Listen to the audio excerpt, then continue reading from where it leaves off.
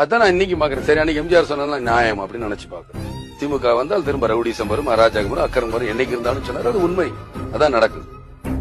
பொறுக்க முடியாம கலைஞர் அவர்கள் எல்லாருமே பண்ணி என்னுடைய கல்யாண மண்டபத்தை அடிச்சார். முதன்முறையாக திமுகவோடு இணைந்து சட்டமன்ற தேர்தலை சந்திக்கவிருக்கிறது தேமுதிக.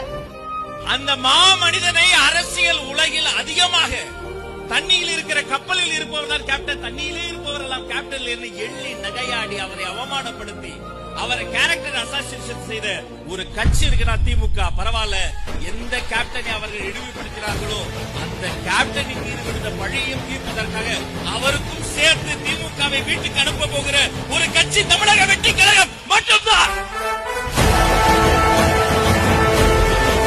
என்னுடைய அண்ணன் புரட்சி கலைஞர் கேப்டன் விஜயகாந்த். விஜய், நான் செந்தூர பாண்டி தம்பின எனக்கு தோல்வின்றதே கிடையாது. ஆசீர்வாதம் பண்ணுங்க.